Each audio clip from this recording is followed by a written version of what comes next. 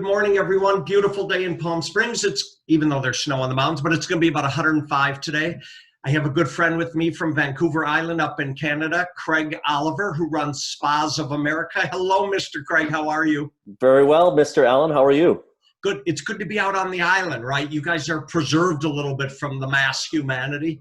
We're sheltered, but yeah, it's beautiful here. We have great access to the parks. Actually, our parks are closed, but we can walk the ocean when the tide's out and do our walks around town.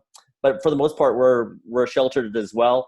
We don't have an official lockdown, but everyone is very cognizant of social distancing and respecting everybody. You know, cognizant would have been the word I would have used as well. It's like my wife calls them COVIDiots, the people who are out there who seem to be gathering still and don't wear masks. And it's like, honestly, people are, if you didn't read the news, there's no newspaper, you have no idea what's going on in the world, but there's always, my dad used to call them lowest common denominator, right? I mean, there's always a few people, Craig, they're just not going to be with the program with the rest of us, that's all. Right. That's nature, though. Yeah, it's hard. I mean, we've all sort of reacted to this very quickly, and some people have done a much better job of it than others. At the same time, I think other people are really affected, and they don't know how to cope. So I think they're going out there, they're trying to do the best that they can. But I totally agree with you. I think we have to respect the rules in place. Well, I'm lucky we have a very small bubble down here. Kathy and I and Rocco, that's 4 legs. So we're trying to do a good job as well. We just had friends drive back who were here for the winter season. They had hotel reservations, and while on the road, they got a call from a few of them that said, "Sorry, if you're not a first responder, you can't stay here." For places they already had prepaid and had reservations, who blew them off. So we did some scrambling. So I'm in no hurry to get on the road, other than I miss my grandkids back in Minneapolis. But everything in due course. So Definitely. how are spas across Canada doing? Same way, they're kind of shut down here as well? They are. They're trying to do the best they can with what they have, keeping in contact with their customers. They've all put updates onto their websites or to their social media.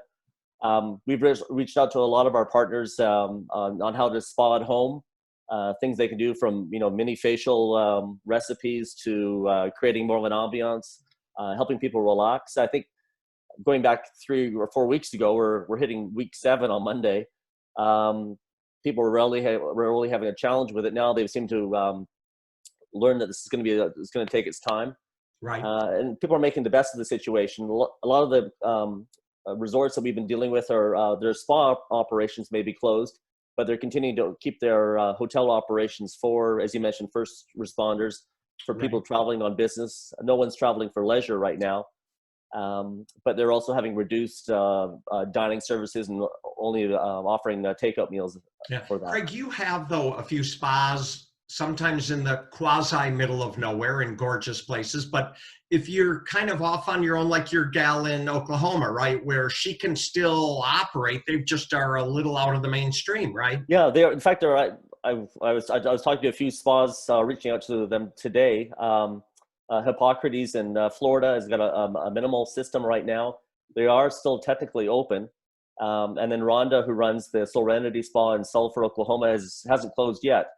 So some areas of the country, just obviously the more populous areas, are more affected.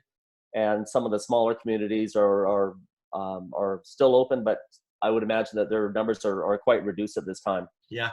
Craig, I have to tell you, as things start to loosen up this week, because we know there's a number of U.S. states that are going to allow people to start mingling, if you will.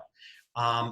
And I hope they're heroes and not goats. And I hope we find out it's a non-event. Like you asked me when I was sick earlier in the year when you were down here, and you said maybe you had it then. And it's like, okay, maybe I did. I mean, I had 3-4 days I didn't feel good. And then, of course, I have felt fine ever since. And I think that's sort of what we're finding across the country, the world, is that people had it and didn't even realize they kind of had it. It was like a mild flu, and then it went away. In fact, nobody even talks about the regular flu anymore, right? Everything's the Chinese flu or the Wuhan flu or whatever they're calling this, COVID, the COVID flu, whatever it is. Yeah, yeah. No, it's a shock. I mean, it's one thing that's really surprised me, though, and I think a lot of us go to bed at night, we wake up in the morning and wonder if the last 6 weeks has been a dream. But in a sense, it just, one day turns into the next, and we try to remember the days of the week and what week we're on. But I'm amazed by the resilience of everybody, that we're able to kind of buckle up. And, I'm reminded of my grandmother that was in London in World War II, and every night the city would get bombed, and in the morning people would sweep the streets, and people would go to work, and it would just repeat like that for a number of months.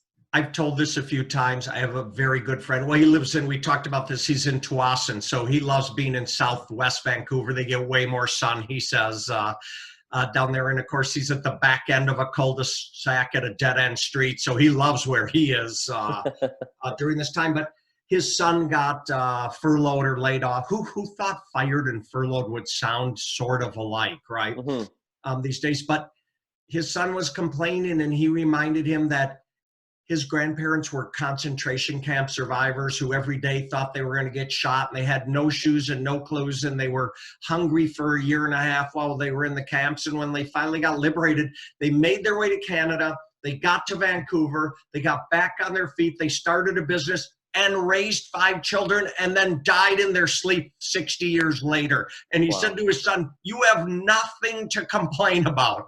Right. That's fantastic. We need to hear more stories like that. And it's, we're all being tested. You and I have gone through a few other things, whether it's 9/11. I was working at a stock exchange doing broadcasting reports in the 87 crash. And I thought that was going to be the end of it. And then 2008 with the mortgage debacle in the U.S., we thought that was going to be the end of it. And so we'll come out of this.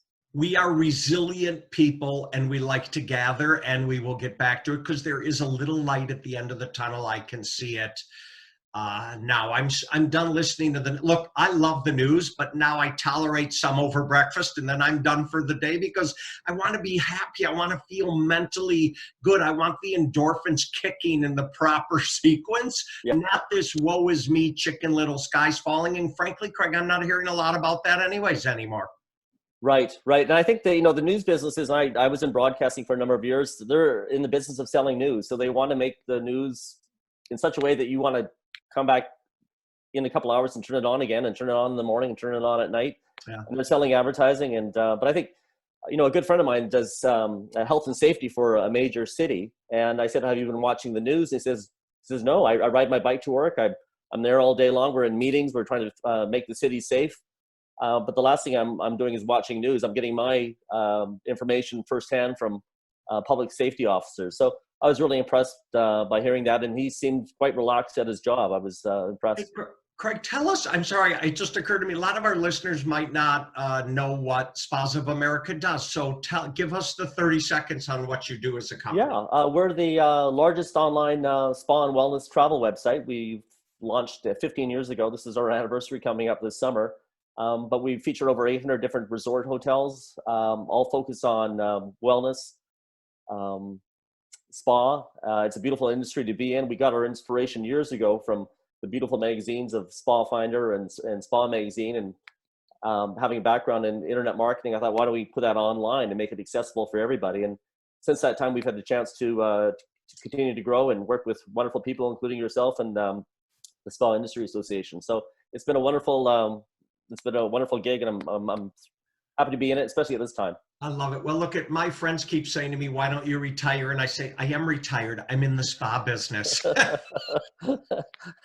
I meet people, they say, "How did you come up with your job?" And I said, "Well, I just, you become what you think of most." And